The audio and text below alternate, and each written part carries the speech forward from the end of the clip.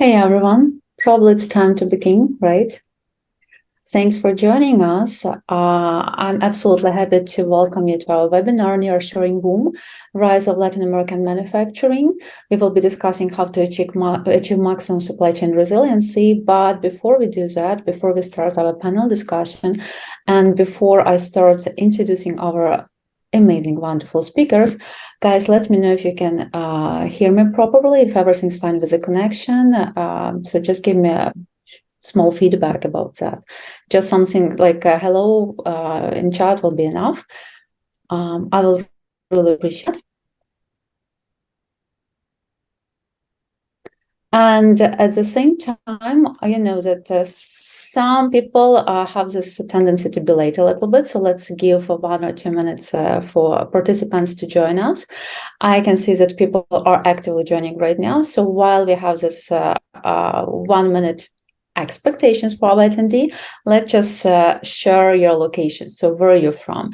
Usually this is one of my favorite questions during webinars, because usually we have people from different countries, from different locations. Okay, so we already have Mexico City, thanks. We have Canada, Waterloo. Okay, wonderful. Let's move on, guys. Let me start with a presentation of today's topic, okay? And today we're going to talk about nearshoring boom, about what's happening in this world. Again, business cannot exist without this world, without this planet. And right now there are many things happening, changing, status quo is shaking. And one of those will be the rise of Latin American manufacturing. And why is it happening? So this is a topic which we are going to discuss today. And I will kindly invite you to participate in this discussion with your comments, with your questions, okay? So this is an introduction of our topic. And right now about our speakers. So let me start actually, Adam, with you, since this topic, this idea of having this conversation with our attendees belongs to you. So guys, please meet Adam Basson. He's a supply chain professional with prominent knowledge and understanding of business trends, of what's happening right now. His knowledge of technology and best practices of processes help companies to improve efficiency and increase revenue, right? Because at the end of the day, it's always about revenue.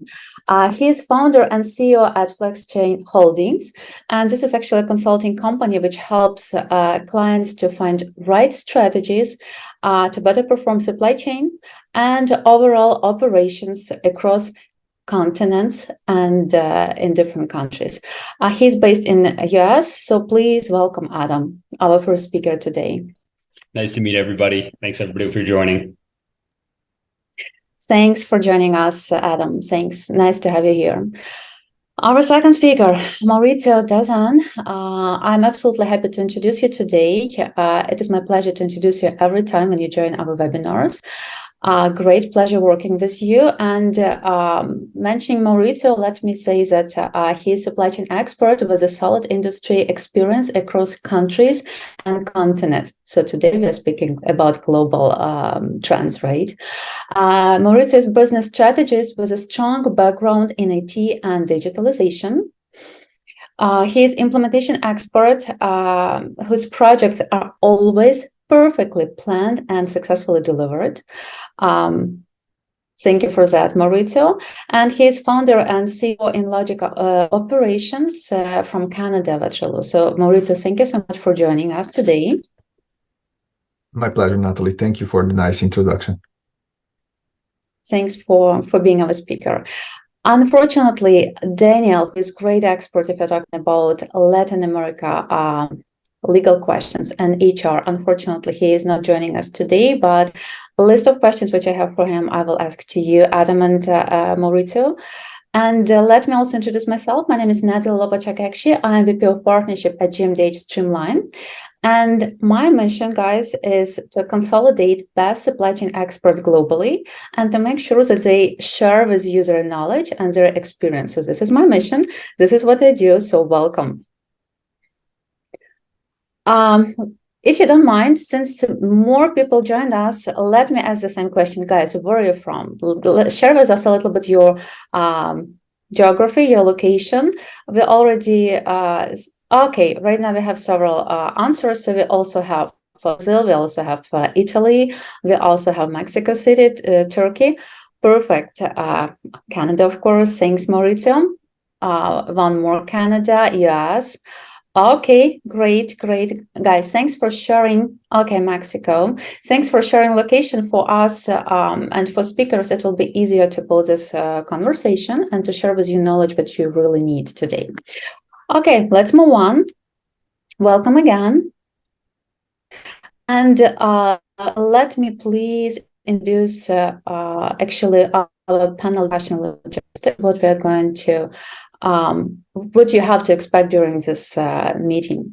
First of all, guys, I encourage you to submit your question anytime. Please do not wait for QA session. Of course, we will have it at the end, but if there is something interesting for you, if there is something that you would like to comment or ask, go ahead and let's really have discussion, not a simple webinar. Okay, so this is first thing.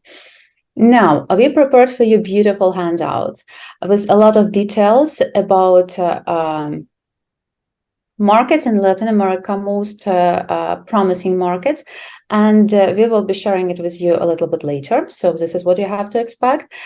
We will have two polls. Your opinion, your experience, and your vision of future is important for us.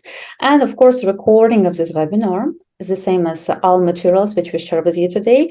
They will be available. You will receive in follow-up email just, I believe, tomorrow. So that's it from my side. Let's start. And yes, before we start, I do have one question actually to you. We know what is the situation of the world right now, and if you came to this webinar, you already think about nearshoring. So do you and your companies have in their mind actually to relocate for better performance their manufacturing? Do you have it in your mind? Please help us understand actually your vision, and please respond to this poll. Just 1 minute. Actually, not 1 minute, just 15 seconds, and we can move on.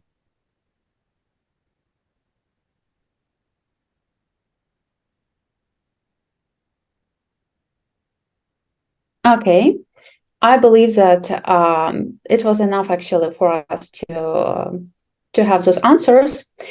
And what we do have, actually, yes.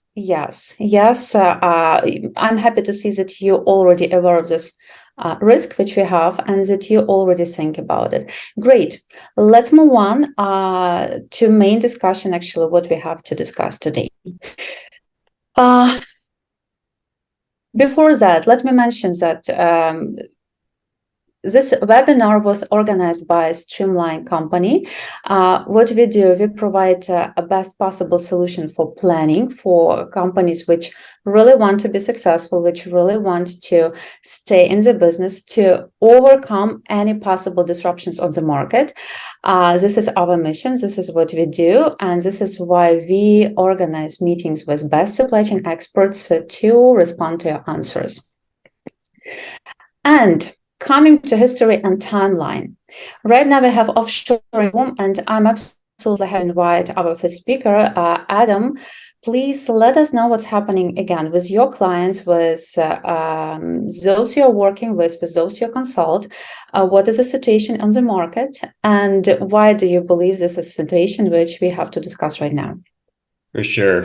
Everybody able to hear me? As far as, so just kind of going a bit into the history and the context of how the supply chain picture globally has adapted and evolved over the last, I guess going back to 1980, that'd be about 45 years. So, essentially we had a 35-year period where the entire name of the game in supply chain was cost reduction, standardization, making supply chain as simple and low cost as possible. And, that really coincided with moving a lot of manufacturing and production, overseas to Asia, with China being by far the greatest beneficiary. So, 35 years of, offshoring, managing complex supply chains from Asia into the United States, right, to be able to get items to market at the lowest possible cost. And that has kind of, essentially the premise of this, webinar is around how the last few years have really seen that dynamic change, where the most forward-thinking organizations, rather than only thinking about where can I manufacture for the least cost, ignoring how far away that might, that production might occur, and starting to take into account other factors like supply chain agility, supply chain resiliency, and really being able to kind of navigate, the business environment of the future. So big triggers for that were the shale boom that occurred in North America in, really throughout the 2000s, where, America went from, importing a lot of its energy at a very high cost to then with the advent of natural gas and, discovery of shale, that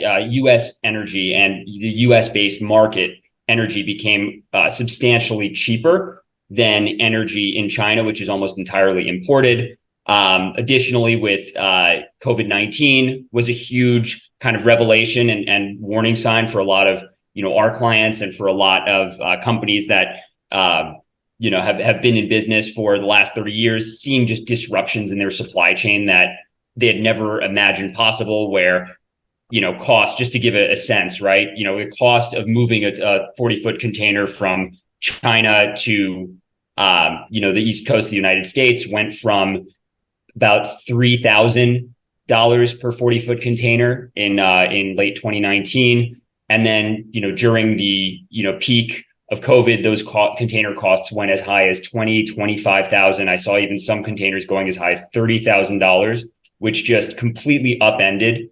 the cost benefit of such distant sourcing. So general inflation, and also trade and geopolitical tensions that have emerged, right, especially between the U.S. and China. Similar to what's occurring also with Russia and the recent war, right? That these trade tensions have led to the imposition of tariffs on goods coming out of China, which now has, for a lot of products, that's a 20 to 25% increase on the cost. So a lot of the factors that were making China extremely cost competitive, for 30 years have abated. And now companies are trying to explore other options to make sure that in the supply chain of the future and the geopolitical circumstance of the future, their business is safeguarded and resilient. And so with that, what you have are nearshoring, which is moving a portion. So the nearshoring, friendshoring, and reshoring are the three terms you might hear going around. Nearshoring would be, as it sounds, moving your supply chain nearer to where your end customer is, right? So if I'm producing for the US market, making sure that my production is taking place closer to the US market as opposed to halfway around the world, right? That would be nearshoring, where the focus is proximity between production and your customer. Friendshoring would be not necessarily distance-based, but it is, call it geopolitical and values-based. So, for example, right, a lot of, Apple's a good example of friendshoring, where Apple is now starting to move production from China into India, right? Because India is a closer ally of the United States. And, this notion of friendshoring, it's not necessarily going to improve proximity, but it will, be operating in a friendlier climate with better trade relations. So you get to avoid some of those high tariffs, et cetera, that you run into when operating out of China.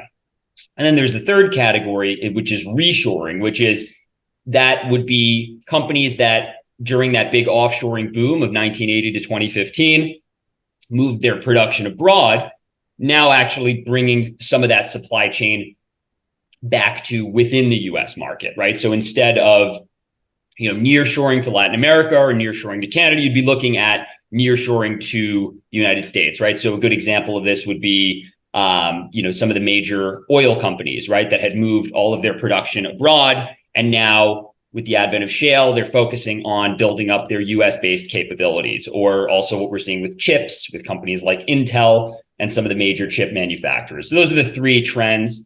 And Latin America has a tremendous opportunity to capitalize on this trend, and companies that are forward thinking and can take advantage of Latin America in its proximity to the United States stand to benefit tremendously. Thanks, Adam. Actually, it's extremely interesting.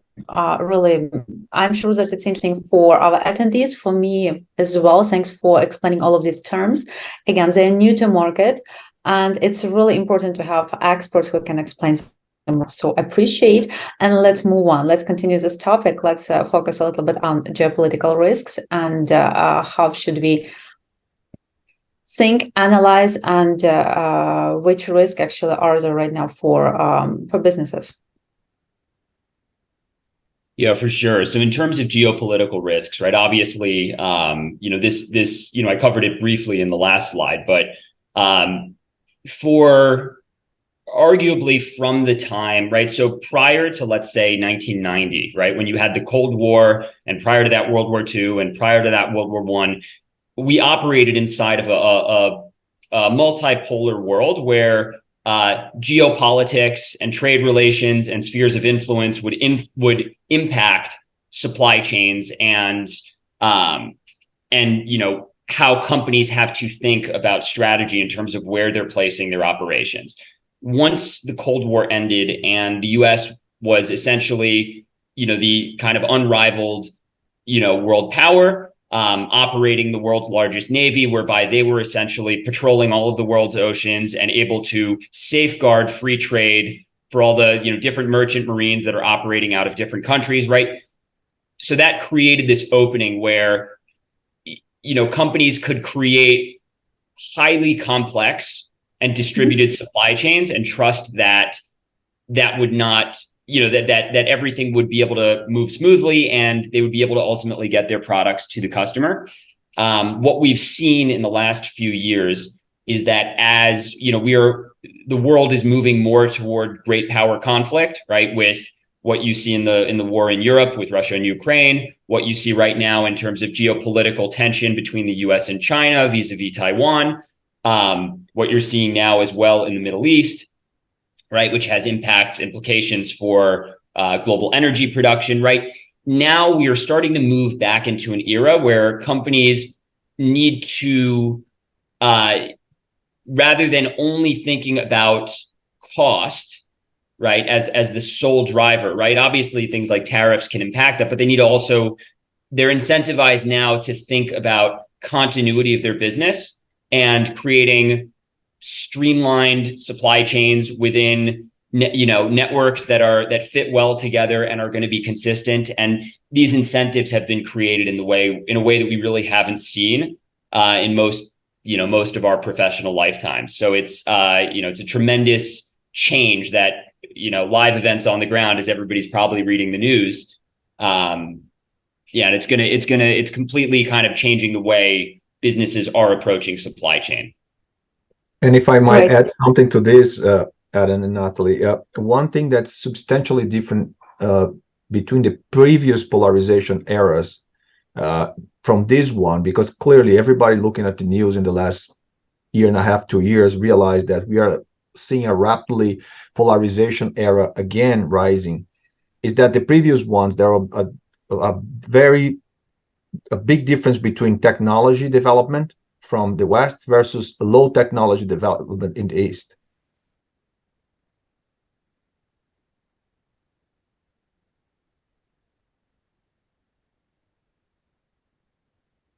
Mauricio? I think we actually it was superior in technology compared to the West. Mauricio, we were losing you for a couple of seconds. Can you please repeat your sentence? My apologies. I was just mentioning that different from the previous polarization eras that Adam mentioned, this one is different because there is no a brutal difference between technology development from the east, from Asia to the west. If you think about Cold War, the United States, Canada, Europe, they were extremely well developed in terms of technology. They are global leaders. Right now, China was extremely smart and not only offer like low labor, like cheap labor, but also they absorb technology. They are now a global powerhouse in technology. So it's not only the tension between these two blocks, it's now a direct competition for customers that is going to affect massively the economic landscape in the next 10, 15 years. Totally agree. So let's think actually how we can adopt technology to be stronger. Let's move on. Adam, if you can comment again about supply chain benefits a little bit in more details. For sure. So Latin America, right, at a super high level, there are inherent benefits, right? When you think, obviously, when we'll get into some of the challenges and some of the risks as well, but just thinking, assuming you could move all of your production efficiently and you've gotten past that point, what are some of the benefits of operating out of Latin America if you are a US facing business? So cost advantages, right? That labor costs in Latin America, right? Everybody tends to think, China has extremely low labor costs. Which is interesting, right?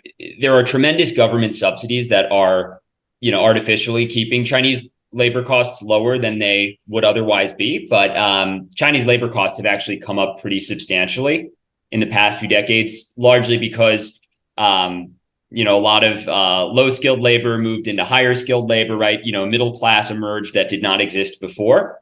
And population in China, as a result of their one-child policy that was passed in the late 70s, right? Their population, their working age population, actually peaked about 15 years ago. So their labor pool is shrinking in terms of the skilled labor that used to keep their costs so low. Where Latin American countries, right, when you look at some of the top destinations for nearshoring, the average age, the median age within those countries is about 10 plus years lower than it is in China currently. So that's kind of speaking to both cost and favorable demographics, are that the average hourly cost, let's say in Mexico versus China, is about 20% lower. And the average age is about 10 years younger, which is favorable to skilled manufacturing. Another element here is affordable energy. And it obviously, it varies based on which Latin American country you're looking at, right? But by virtue of the North American and South American continents have very plentiful energy resources, which, where China is largely a net importer of energy. The US is the world's largest exporter of energy currently. And many Latin American countries have plentiful reserves to ultimately supply their own energy if you're able to build that capability, which is a huge longer term benefit. And then now speaking to proximity to the USA, right, allows for a few things. It allows for both. So there's a lead time advantage that you're able to reduce the amount of time that it takes for a product to get from source to end customer. So that creates opportunities, right? So in the case, moving a shipment from China to, let's say, the East Coast of the United States would be about 30 to 35 days, all inclusive for transit time. Whereas if you were able to source that same product from Mexico, right, the lead time would be just, it would be a week or less, which has significant implications for how much inventory you would need to carry in your pipeline to service, right? If you're able to bring out 21 days worth of supply out of your pipeline, that has a significant working capital advantage. And then it also gives you optionality, right? Since it's a connected continent, you have the option to transport from Mexico into the United States, either via road, rail, air, ocean, right? Where in China, you're limited really only to ocean or air. So in the case of the US, right, you imagine from a company standpoint, if you have, really high margin, goods that you really need expedited delivery for, you could move them over the road, even if it's a little more expensive, but then lead time would only be a couple of days, right? Similarly, if it's a bigger bulk shipment that you don't need, immediately you could still move it by ocean, and the lead time would still be significantly less than if you were bringing it in from China. And then there's the obvious one, which is trade agreements, where the U.S. and many Latin American countries have free trade agreements, the largest being the U.S.-Mexico-Canada agreement that was taken into law in 2018, right, where between the U.S. and Canada, right, you're able to effectively reduce your, going from a 25% tariff on that item coming from China, now you'd be able to bring it in from Mexico with, no tariff, right? That has a tremendous cost savings and just continuity of the business benefit as well. Thanks, Adam. I believe this is eye-opening for many of our attendees. Since supply chain, this is, again, your topic where you have strong expertise, Maurizio. Would you like to comment here as well? Well, I have a background in finances, so I look at all of this from a financial perspective. And what I see is a tremendous commitment of working capital to long lead times. And that was comfortable in the last 10 plus years because the whole planet have lived a very comfortable, very low interest rate. So the cost of money was very low. But now when you think about 120 days lead time from China between manufacturing, pre-orders, and raw materials, all kind of capital commitment to that, and you are dealing with a epidemic high interest rate worldwide, the cost of money plus the tariffs and everything else that Adam has explained is almost forcing companies to rethink their supply chains. It's not an option anymore. Again, because it's not a political dispute nowadays. It's going to be a high-level competition from the west to the east in terms of products, technology. So reaction time is key, and making the money circulate in a smart way is going to be mandatory. Nobody have the luxury to accommodate multiple levels of inventories in a whole supply chain just because the interest rate is 0.5%, right? That reality is over. Thanks for comment. That reality is over. Yes, it is true. It is true, and this is actually why we are trying to have this conversation, to understand what's happening, to understand what we can do, and to understand which options do we have and what could be actually our alternatives, right? So, Adam, I know that you prepared for us analysis, 5 top countries, if you're talking about Latin America, right?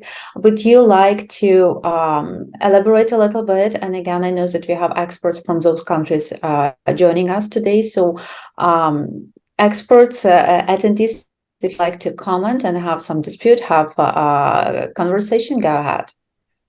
For sure. Yeah, and so I don't want to, you could easily spend a whole hour just talking about each country in terms of some of the ins and outs.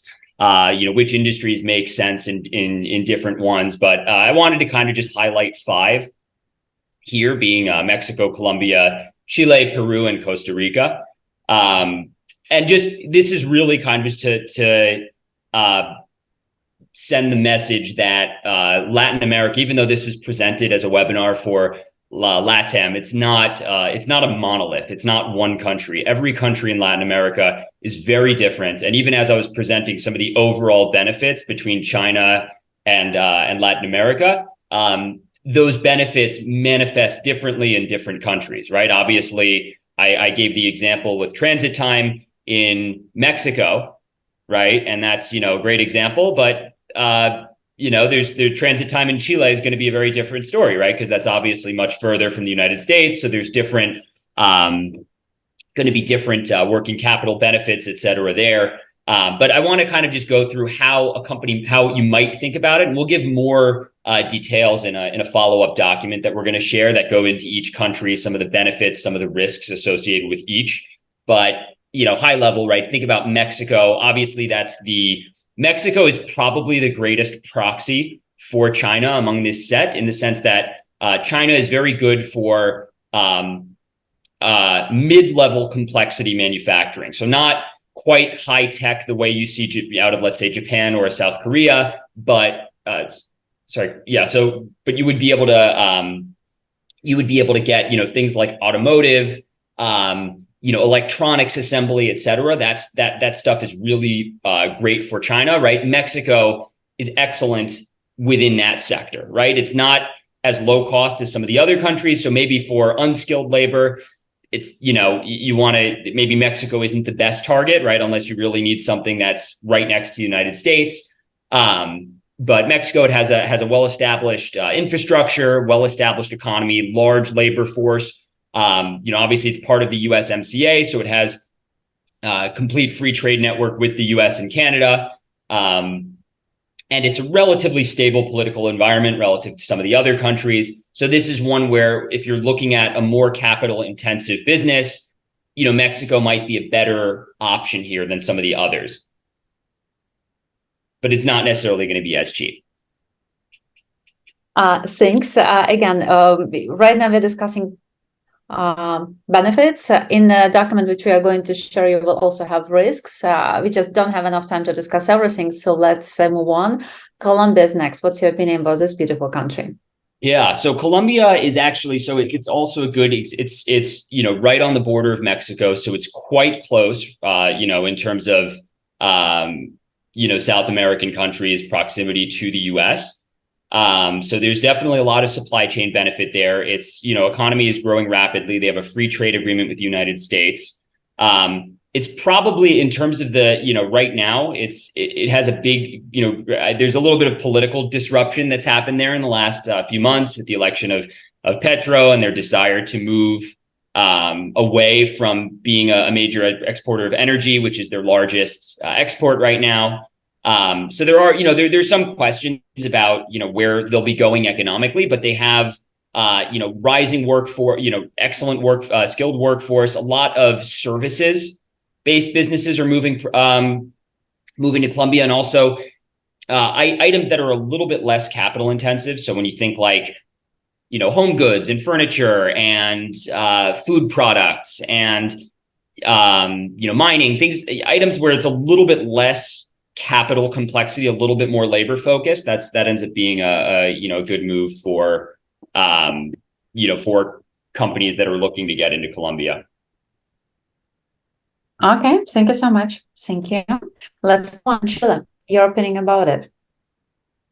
Yeah, so Chile, historically, it's a very strong economy. There's, again, also a little bit of political change that's occurred in the last, just in the past year, right? And that's also just a general call out for LATAM, is there is definitely a tendency for things can change somewhat quickly when a new political regime comes into power, which is probably something that's made it a little bit tougher on a business climate, in the past, right? There's a lot of, I know that when a certain election happens, in Colombia, a lot of people, when Petro got elected, Gustavo Petro is the president of Colombia, and he is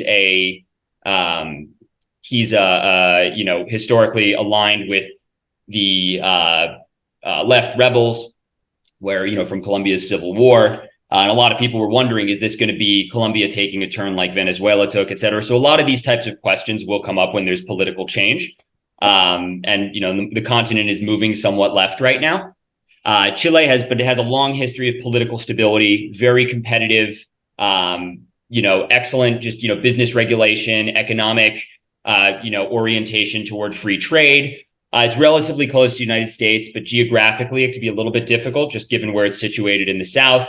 And it's not going to be quite as low cost as some of the others, but it's excellent for, and also, mining. It has one of the best concentrations of rare earth minerals. So especially as the US moves towards, larger and larger production of batteries and EVs and, complex parts that they're going to need to support high tech, Chile is definitely going to be able to benefit there. Thanks. Actually, you mentioned political stability. Right now, it is, I would say, one of first priorities, right? So we have to remember it. Let's move on. Peru. I love this country. We have a lot of great partners over there, great clients. So what can you say about this one? Yeah, so Peru, it kind of I put it in a similar. It's a little bit less advanced along the, call it economic development curve as, let's say, what we were talking about Colombia earlier. So it's good for some of that lower to medium complexity manufacturing, labor intensive industries. The political stability situation, it's improving. It's, historically, right, especially in the early 2000s and late 90s, there was a lot of turnover that was in turmoil that was making it somewhat hard for businesses to operate out of there. But they have very competitive labor and production costs compared to, some of these other countries that are in the set, right? And they have excellent natural resources. The biggest challenge that companies are going to have is that where they're based in the Andes Mountains, it's very hard to transport out of there. So they have some room to grow in terms of building up infrastructure, but they are part of a free trade. They have a free trade agreement with the United States.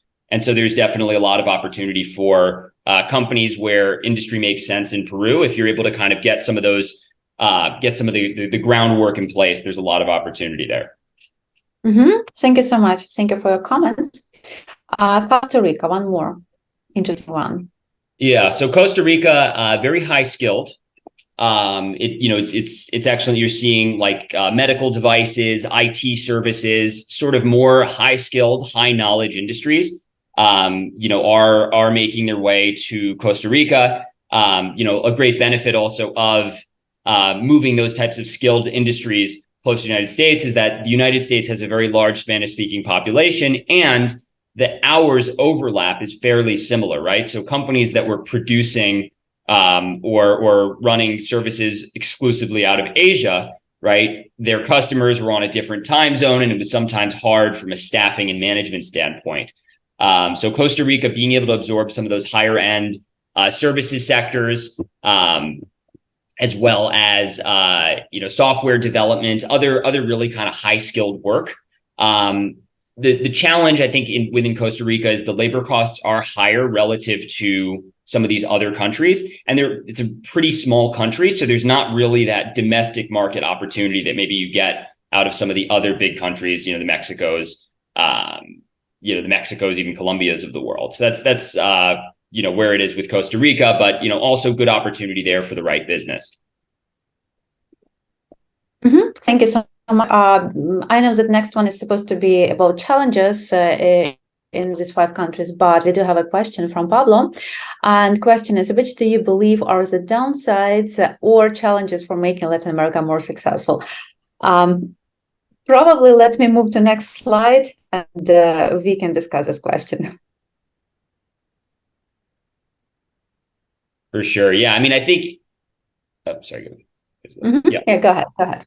So I think really when you're any type of move, right? So some of these there's general challenges when it comes to nearshoring or moving your production in any event, right? So there are the natural challenges around just disruption to your operations. You have to make some capital investment into a new place to set up your capabilities, to set up your workforce, to set up your facilities, et cetera. Making sure that the country that you're going to operate on has strong intellectual property protection, which a lot of companies have had that issue in China, right? So that's actually a potential benefit, of working in some of these other countries that are a little bit less, call it competitive with the United States, is that you will have stronger protection for company intellectual property.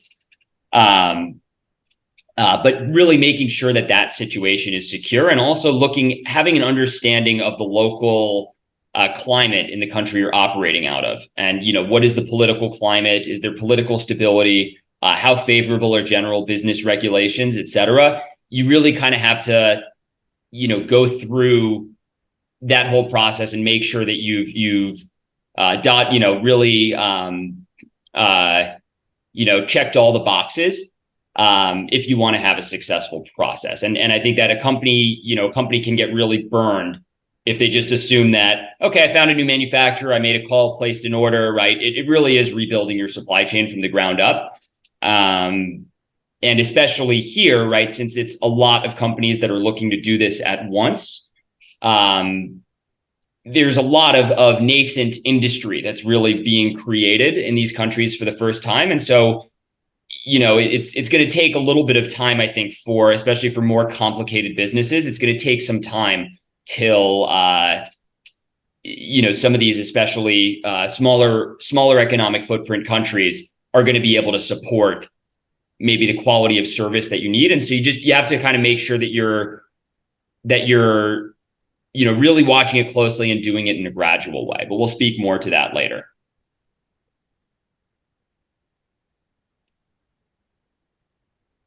Thank you so much, Adam. Let me just mention that document ebook, which we promised, was detailed analysis of advantages and disadvantages, or challenges and risks working with LATAM. Right now is available actually on our chat, so just go and download it. I'm sure that it will be interesting for you just to check it out after this webinar. So right now, just download and let's move on. Because right now we will also have to discuss about how to execute efficiently and effectively, right? Because it is not enough just to understand the risk. It is not just to understand what potentially could be right next. But again, execution. This is very important and strategically. We just have to think about it in advance. We have to plan it properly, and we have to use the right tools for this planning. So, gentlemen, please comment on it. I know that Adam, you have strong opinion about this question, and Maurizio also have a lot of experience if you're talking about planning. So, gentlemen, please go ahead. Yeah, for sure. And there will be some handoff here, but I think that I think one thing that's very important is kind of dovetails with what I was mentioning in the last slide is when you are going to make some type of complicated move of your supply chain, unless you're very, meaning if you're only operating as a marketplace and you just want to move to find different co-manufacturers of the same types of product, right? If you're going to, if you're not looking to create, complex production, et cetera, maybe this is a little simpler, but for your business, and you're going to really want to understand what are the capabilities of the market that you're looking to move to, and very gradually ramp up production to be able to support the needs of your business today. So we call it a crawl, walk, run approach, right? Where choose pilot projects. Maybe it's a select portion of your assortment. So if you have 5 different product collections you're manufacturing in China, maybe trying to move one of them first to whatever that target country that you want to move to, and really gradually scale it up and test. Another thing you could do is even within a given collection, or for your overall collections, taking only a portion, right? So 95% of each collection I'll still manufacture in China, and I'll move 5% for some pilot orders to Mexico or to Colombia, just to see how, really kind of test and make sure that I'm not exposing my business to too much risk in this process of transition. And once I'm confident, then I could basically take the steps needed to scale closer to 100%. And understanding also just what are the key variables in your decision? What are going to be the benefits? What are the numeric benefits to your business for manufacturing out of your destination, nearshore country, versus what you were operating on before, and just making sure that it's a financially sound decision that's being made. Because again, the goal here is continuity. It's not to shock your business or shock your customers or any type of risk. It's really about safeguarding, and that means doing the transition right. So Mauricio, you want to kind of speak to that and planning piece? Yeah, it's all about risk mitigation, right? When you start, one roadblock for people trying to make the transition is the complexity of dealing with multiple suppliers, different time zones, all that complexity. And the 50 years old way of doing executing demand planning simply doesn't cut anymore. The world is way faster than that. So utilizing artificial intelligence to actually mitigate the risk of that transition is another good step in terms of getting full ownership and know what's going on from any part of your supply chain. I'm going to speak a little more about that in a couple of minutes, but perhaps the key point here, when you're transitioning, doesn't have to be a traumatic experience if you have full control of it.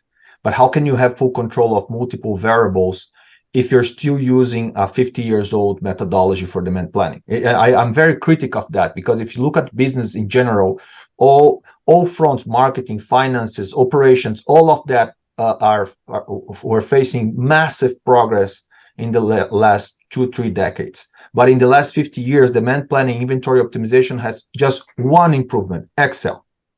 And it's time for the companies to make the move for something more up to date. And the jump is just massive. You go from an Excel with that traditional model when you lock your sales team for 1 week to try to guess the future in a forecast, and then you try to model all that data in an Excel file. And now we can make a big jump of moving directly to state-of-the-art artificial intelligence that's available. Actually, we do have a nice table, and this is real results from how scenarios we develop, right? So, gentlemen, can you please explain what we can see here and see the differences, right, of those three scenarios?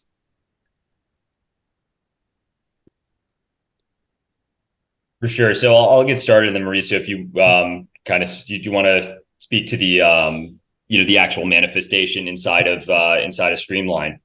But essentially, this is just a hypothetical scenario that a company might face, right? So we're taking automotive air filters as an example SKU, right? Looking at a certain average monthly demand, a certain variability of demand, and understanding how this is just kind of a snapshot of how you might financially model within a planning software the decision to move that production from China to Mexico, right? So assuming you were manufacturing in Mexico, right? And now, so demonstrating here how scenario one are the costs that you would see for production in China, right? Scenario two are the costs inside Mexico, shipping by ocean. And then the scenario three would be the manufacturing in Mexico and shipping to the US by truck, right? So as you see, right, there's a tariff benefit where you go from 25% tariff down to 0%, right, which has a huge impact on overall cost. And then production time, assuming it's the same, right? But then transit time, you have 25 days in China to the United States by ocean. For scenario two, you have 5 days to the Mexico by ocean. And then scenario three, if you could do by truck, assuming 2 days. So you kind of see the impact of how, and like you'd be able to kind of run these parameters into the model to then simulate what the overall cost savings might be of moving production from one zone to another, and then you could make the right decision for your business. So this is really just about modeling out the cost. Thanks, Adam. And actually, before we switch to more practical workshop, we do have a question, and I would like to address it to you. So from Javier, what are some of the ways to source and identify manufacturing partners to do business with in the LATAM zone? So very practical question. Do you have any advice? Yeah, so from my side, Mauricio, you probably have some knowledge here as well. From my side, I mean, there are so you have a few options. So one are if you're operating in a certain industry network, et cetera, right? So you can get some insight just from your industry peers. For other companies that you might know that are operating that area, that could be a good place to start. The other option is from a research standpoint, you have a few questions you ask first, which is where are my target, where in, because of course, when you're going from one country to another, it's hard to say just, automotive manufacturer in Mexico, right? You'll get, Toyota, Hyundai, et cetera, right? But if you go a layer deeper and first understand what regions a lot of manufacturing is taking place. So for example, automotive, right? A lot of that takes place in central Mexico. So you look at Guadalajara, you look at Agua Caliente, right? So there's different regions that, just like what you see in the United States, right? Where, you have finance and advertising in New York, you have tech in Silicon Valley, you have oil in Texas, right? Figuring out what the lay of the land is for your industry is a great place to start in whatever so starting with industry, and then you go a layer deeper, and you can start, they have online supplier directories where you can you can reach out to, you could see companies that are operating in certain regions. So you could, now that you know what your target region within the country might be, you could look at companies operating in your industry in that region and reach out to them and find out, hey, like, finding out if they can, do what you need, or if they know, where to look, right? You might have a situation where some companies don't post online, et cetera, if it's somewhat of a less sophisticated market. So using directories like Panjiva, Salehu, I know in China, right? I think Alibaba might have some operations also in Latin America, but looking for different supplier directories is a great place to go. And then, if you really can't find anything, I would even just, go old fashioned, look on LinkedIn, find people who are working in that industry within those target regions or cities, and reach out to those people on LinkedIn. And maybe they could point you in the right direction. You could potentially have one, see if somebody will kind of help you and operate as a little bit of, even if you need to offer a little bit of money, as kind of like operating as a little bit of eyes on the ground sourcing agent for you, to be able to identify companies of interest, give you contact information, et cetera, if they have a little bit of a better read of the lay of the land. So those are three options, but Mauricio, maybe you have some other. Yeah, I mean, only adding to that, excellent explanation, Adam. I strongly recommend for people going to countries that, not so much to Mexico, but to countries in Latin America, to have like a local point of contact, or somebody like Adam that's a specialist in those markets, because the tax regimes, the dynamic of business there is very different. You're noticing by my horrible accent that I'm not from North America. Mostly of my career is from Brazil. And the taxes are a jungle that nobody can really understand. Not even the Brazilians can understand the taxes. So my point is, you can have a beautiful product manufactured in Colombia, but then because of something happening in customs, you cannot ship that out. So you need somebody to understand those markets in depth to make the whole process flow. Don't underestimate that. Thanks, Mauricio. Thanks, Adam. And let's move on. What I just wanted to mention is that I will share with you contacts of Mauricio and Adam, both of them. So if you need any explanation regarding planning, regarding successfully relocating, how to plan it properly step by step, you will have a chance to contact them. Again, I will share it with you. But right now, Mauricio, stage is yours, and please, I know that you want to share with us some risks and how to avoid those risks while planning supply chain. So please go ahead. Yeah, to my previous point, I want to talk a little bit about the bullwhip effect, and I mean that era of abundance, low interest rate. People don't realize, but we all lived a generational wealth era. I mean, cryptocurrency made a lot of money to a lot of people. You have low interest rates. If you like statistics, there is nothing compared to the number of countries, historically speaking, that have a full employment these days. So, but again, if at the same time, if you look at the history of companies that survive 30 years, 50 years, 100 years, they all have one thing in common, which is a little paranoia to look ahead. So we cannot be comfortable with this abundance that's around us, because we always starting to see shortage of critical materials and supply chain and transportation. So we touch base, because of our exposure to the world these days. We touch base with a lot of people, and a lot of business leaders are mentioning that at the end of this decade, the world might see a 10 years massive crisis caused by artificial intelligence, which is interesting to mention, because Streamline is an artificial intelligence company, but we're talking about artificial intelligence killing thousands, if not millions, of jobs. So it will be the same impact of internet, that the industrial revolution, more and more economics, business leaders, political leaders are talking about a big recession coming. And the best way to be prepared to that is to equalize, is to flat this line on the bullwhip effect.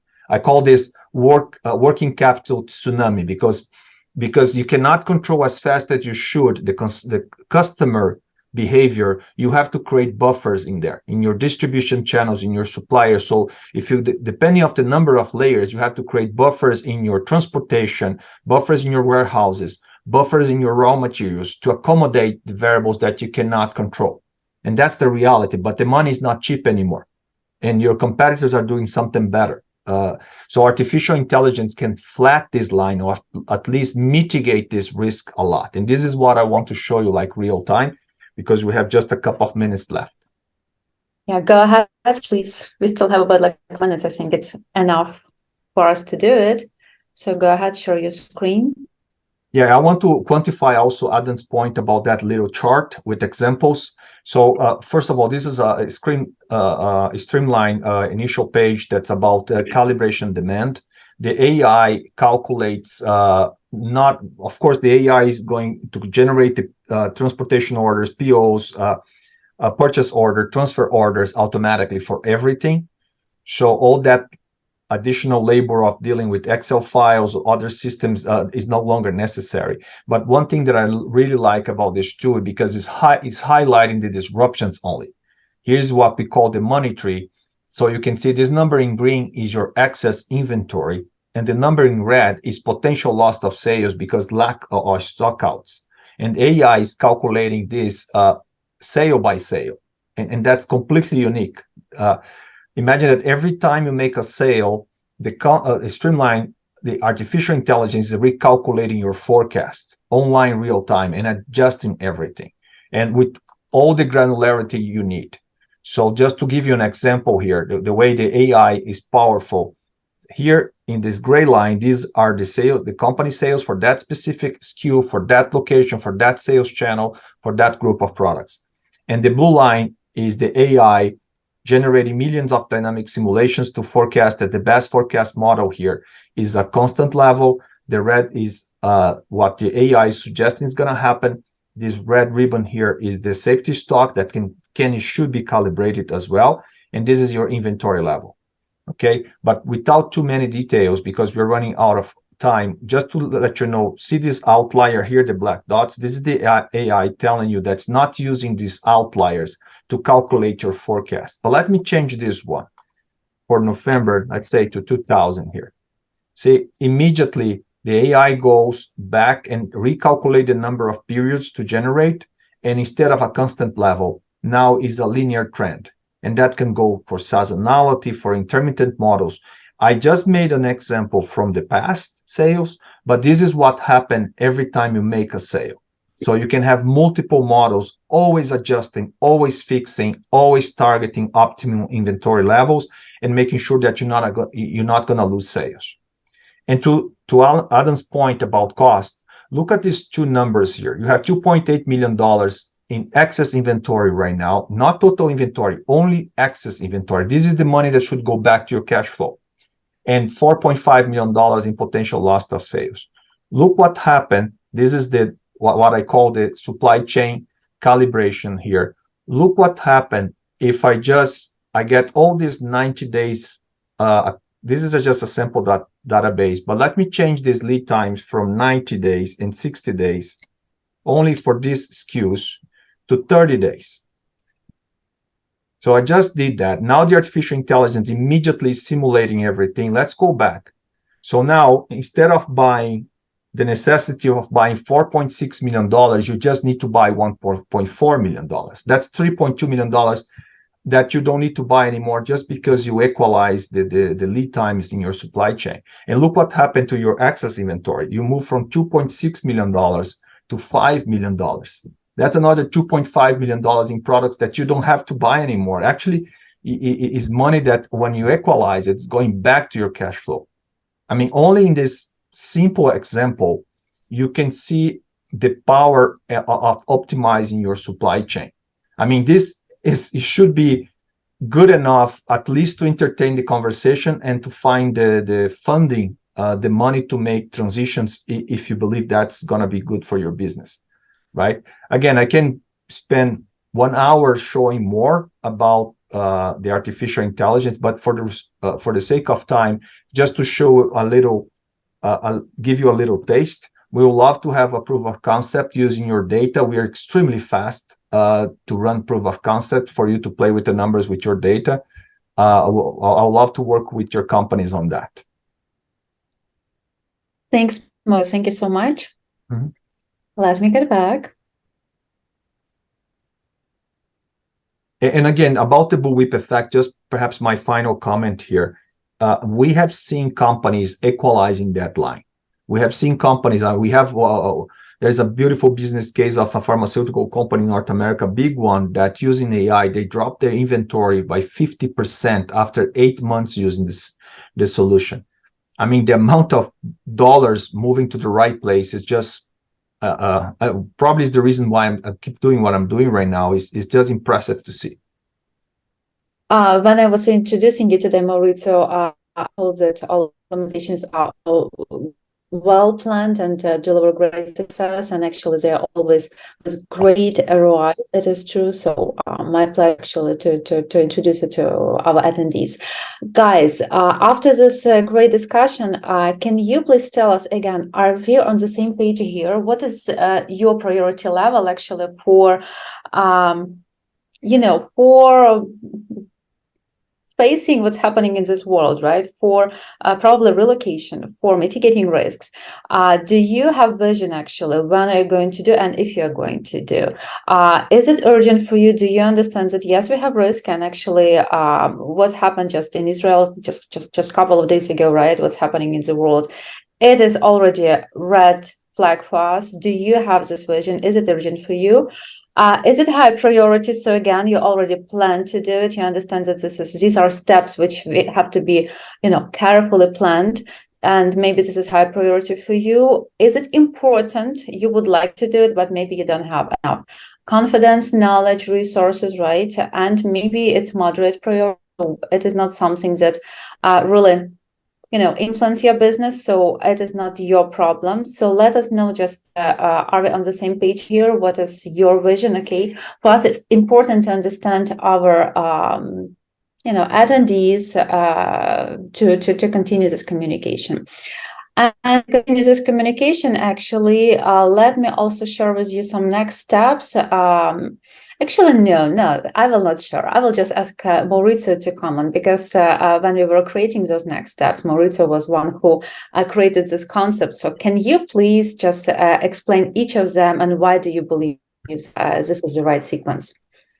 Yeah, I mean, it's a big decision to move manufacturing from one place to another. We all realize that, right? But again, if you want to quantify the risks, you have tools and people with the right skills that can help you. I mean, I don't have to introduce Adam. I mean, you're all impressed like I am with his expertise. So Adam can give you a good guidance. Is what he's a specialist in outsourcing, in transitioning manufacturing to Latin America, and we'll be more than happy to help running proof of concepts using your data, and also about to quantify your ROI for all of that. Thank you so much. Thank you for sharing actually your vision, your experience, expertise. We do have several questions. Sorry, not questions, guys. Just for you, please reach out. And again, if you would like to have meeting with Maurizio to discuss how to plan with Adam to understand which benefits you can look for, and actually which risks to avoid, please, I highly recommend you to just click on their calendars and just book meetings with them. And from my side, guys, what I do believe, progress is not possible without education. So let me kindly offer to you some further reading, some articles which we're working on this year, last year. As you can see, all of them are about supply chain, about new technology in supply chains, about AI, about digital twin, about how you can actually make your supply chain resilient, efficient, how to have very high ROIs. So guys, please follow my recommendation. And again, this is definitely help you to overcome all of these risks which are shaking status quo and our planet right now, right? Again, thanks for joining us. Usually I try to finish all webinars strictly on time, but today we just were 4 minutes late. Again, guys, just please book consultation with Adam or Maurizio to get answers to your questions. And maybe you still have questions right now. So 1 minute we can invest in that. It looks like your explanations were detailed. For me personally, it was extremely interesting. I always like to listen to your experience, Maurizio, to your vision, Adam. Thanks for joining. Thank you so much. And guys, you will receive recording of this webinar. You will receive all materials with email. Thanks for joining, and talk to you soon. Talk to you on our next webinars. Thank you, everybody, for joining. It was really great. And thank you, Natalie, for putting it together. Thank you, Mauricio, for contributing here, and really appreciate it. Thank you, Adam. Thank you, Natalie. It was really nice to hear you, Adam, today. Same here, guys. Same here, guys. Thank you for joining, and talk to you soon.